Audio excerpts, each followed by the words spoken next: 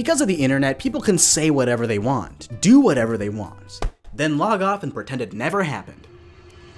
But isn't that kind of horrifying? The worst post you've ever seen online might have secretly come from someone you know. But nowadays, anonymous accounts aren't just for leaving hate comments anymore. They decide what goes viral, what makes money, and even the type of videos you watch. I'm gonna talk about how faceless accounts are plaguing every corner of the internet, starting with a $40 billion company that seems dead set on making things worse. Twitter is the perfect place to be anonymous because they don't just tolerate faceless accounts, they reward them. They say that human safety is their top priority, but if you've been on the app recently, that might be a little bit hard to believe. I haven't used Twitter in years, so I decided to make a brand new account just to sort of see what things are like nowadays. This person said, "I got shot 16 times 2 days in a row." What are you talking about? These kinds of tweets are supposed to be restricted, but I kept seeing them everywhere. It took me less than 30 seconds before I started seeing blatant racism on my homepage. So if they are trying to keep people safe, they're doing a pretty awful job at it. But how did Twitter get so awful in the first place? Even going back to its earliest days before the rebrand, they've always been known for having toxic users and unnecessary drama. It's basically a huge comment section where someone will post the worst thing you've ever read and then be rewarded because the algorithm knows that's what gets engagement. It's a system that rewards outrage. Now, the first thing that comes to mind for me is the infamous Kira tweet, and no, I will not be uncensoring this image. These faceless accounts get unhinged because they don't have to worry about their reputation or real-life consequences. In fact, harassment and doxing is so common on Twitter that it's basically a part of their culture, and that's lost them a lot of money over the years. Turns out brands don't want to advertise their logo right next to the most racist thing you've ever read. Try our new Coke Zero. Back in 2016, Twitter was struggling financially, and even though they had 300 million monthly users, their growth flattened, revenue slowed down, and they lost $500 million that year. They just didn't have the resources to run a platform that big, and you could tell by what slipped through their moderation. So in an attempt to save Twitter, they tried to sell out to a bigger tech company, but Disney, Google, and Facebook all said no because they didn't want to risk their reputation. You know how bad it's gotta be for Mark Zuckerberg to be worried about his reputation? So let me get this straight. We've got this dumpster fire of a platform that's awful for the average user, and they're burning through billions of dollars every year. Who would want to buy out a company like that?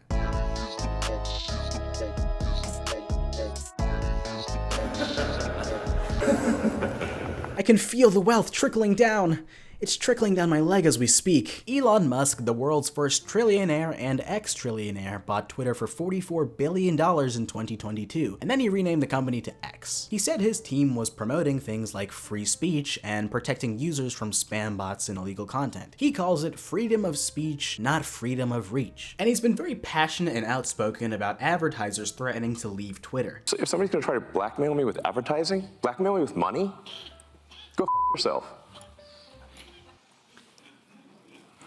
But finally, I can have an opinion without someone posting my home address. But then the first thing he did was fire 80% of his employees. And sure, maybe that would have helped him save a little bit of money, because we know he is a little bit strapped for cash at the moment. But how are you supposed to moderate your platform if there's no one left to moderate? It was already hard enough when they had 7,000 employees. So how would you expect them to do better with a fifth of the resources? The original idea was pretty simple. Elon wasn't trying to get rid of bigotry or discrimination on Twitter. Instead, the algorithm just wouldn't promote it as much. So even in his best case scenario, these anonymous accounts are encouraged to harass people because hey, at least they know they're not gonna get banned. Immediately after Elon Musk bought Twitter, thousands of faceless accounts came out of the woodwork to test the boundaries of the new moderation. Use of slurs on Twitter went up by 500%, and the worst people on the platform got amplified and pushed to broader audiences. So it kind of makes sense that my homepage ended up looking the way it did. I mean, all these offenders got bolder with their hate speech, and the algorithm kept rewarding it. And to anyone who's been on the platform for a while, the difference is night and day. Or maybe it's more like hell and super hell. Personally, I don't really think Elon cares about that, but what he does care about is money. So why would he promote this type of behavior if he knows that advertisers aren't gonna wanna work with him? Well, since brands aren't giving him money anymore, he's trying to get it directly from the people who use Twitter. You know the verified checkmark? The one that tells you that this is an important figure that you can trust? Well, now anyone can buy one for $8 a month with no strings attached. I'm sure that won't cause any problems in the future. On top of that, he made it so that people can get paid depending on how much engagement they get on their tweets. You can also donate directly to someone that you like, or pay them a monthly subscription fee. And of course, Twitter takes a cut of those sales. So now all these faceless accounts that were engagement farming for free are now getting paid to do it. And it's not like this is a new idea or anything. I mean, pretty much every social media has a way of paying creators for keeping people on the platform. Like think about YouTube's AdSense program or the TikTok Creator Fund. It's a win for both the creator and the company. The difference is that when YouTube or Facebook does it, they have thousands of employees and strict moderation systems that make sure they're not paying people to promote unsafe content. And since Elon decided to skip that step, that means we're left with a heavily under-moderated platform run by anonymous accounts that are being paid to engagement farm by any means necessary.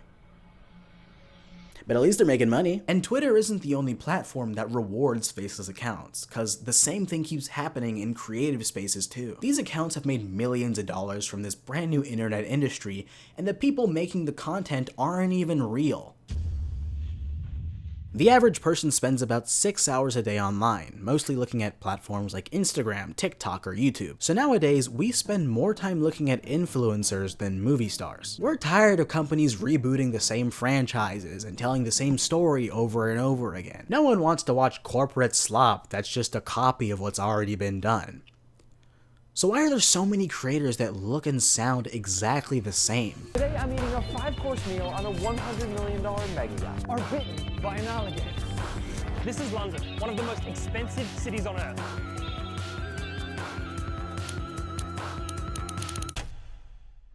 For a long time, people have blamed Mr. Beast for this overly calculated way of making YouTube videos. We've seen the crazy thumbnails, the visuals, and how every second is engineered so you don't click off and find something else to do. But now we're at a point where you don't have to copy that same format anymore, because AI can do it for you. Recently, there's been a trend of faceless creators trying to use AI as a get-rich-quick scheme on YouTube. So what can you tell us about your business? What inspired you to start content automation? Honestly, it was just way too much work to copy other people's ideas and pass them off as my own. I mean, you still gotta record footage and put together the videos and read all the comments about how unfunny you are. But now, AI can do all that for me. Last week I found this channel called The Paint Explainer, and they have almost 2 million subscribers from posting videos like the worst cave deaths of all time or every natural disaster explained. And at first glance this page looks completely normal, until you realize that everything you're watching is fake. But let's assume you've got a spacesuit advanced enough to filter it out. As you descend to the surface, you'd notice visibility dropping drastically. The atmosphere becomes incredibly thick, made mostly of carbon dioxide. The narrator is an AI voiceover. The scripts sound like they were written using AI. Even some of the visuals look AI generated. I mean, is there anything original here? Here's an official statement from the Paint Explainer explaining themselves.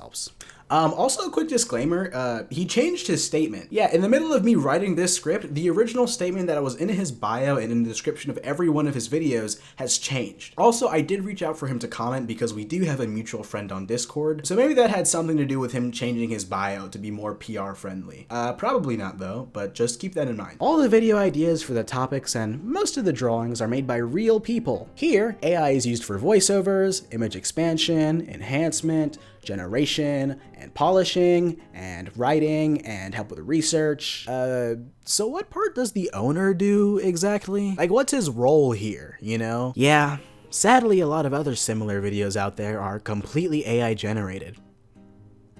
But our videos are 99% generated. What's even crazier about this channel is that they have over 300 million views, and they get sponsorships on their videos. They could be making $500,000 a year from posting one AI video a week. And it's not like they invented the Paint Explain style of video, nor have they added anything to it. It was popularized by a creator called Salmonella, and he's been making these videos for over 10 years. If you compare their channel data, the Paint Explainer gets double the monthly views while posting no original content. And I'm sure Sam probably could get more views if his upload schedule wasn't so horrendous, but unlike the Paint Explainer, he actually has to make his own original work. If you've ever tried doing content creation or even thought about it at one point, you've probably heard someone say something along the lines of, just be consistent and keep uploading until you get there. And even though that's somewhat true, not everyone has the time to post 100 videos until they get a hit, or the energy to start over if they fail. Nobody would care if the Paint Explainer deleted his channel and started posting under a different name. But if I deleted my channel, people would celebrate. There's a real social cost to putting yourself out there to be judged and criticized. And I think people are starting to realize that, because there are hundreds of channels that are doing the exact same thing. These faceless accounts are the death of originality, and I feel like I keep seeing them everywhere, whether I want to or not.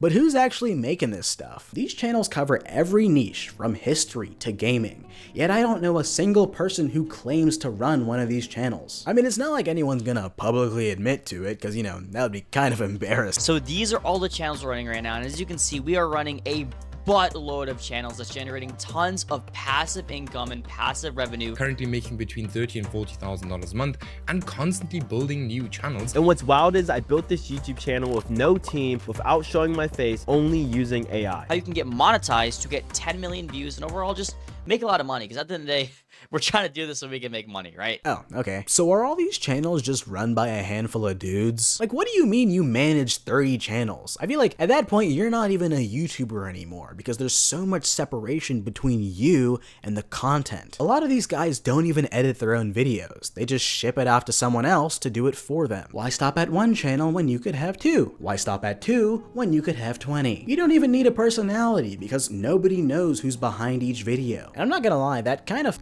sucks, because it completely destroys the art of content creation and reduces it to numbers and analytics. And even though people have been playing the algorithm for years, even Mr. Beast still comes up with his own ideas. Just like Twitter, YouTube rewards people for being anonymous. I could talk for an hour about why this bothers me so much, but that's not the real reason I'm making this video. I actually got the idea because of something that happened to me a month ago, and I've been going down the rabbit hole ever since.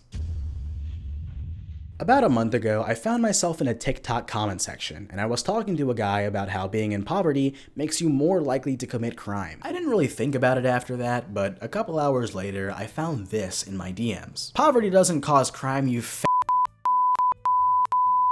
Whoa. Okay? I didn't really know how to feel about it or if I should even bother coming up with a response. And then I thought, wow, this is hilarious. I mean, I've dealt with racism before, but I've never been in ranked lobbies. He called me slurs and variations I've never even heard of before. So I went to his profile trying to find anything I could about this eloquently spoken man. But I couldn't find anything. No videos, no followers, not even a searchable username. And it was kind of disappointing because I wanted to know what type of guy this was. Is he the same way around his family? Does he act like this in public?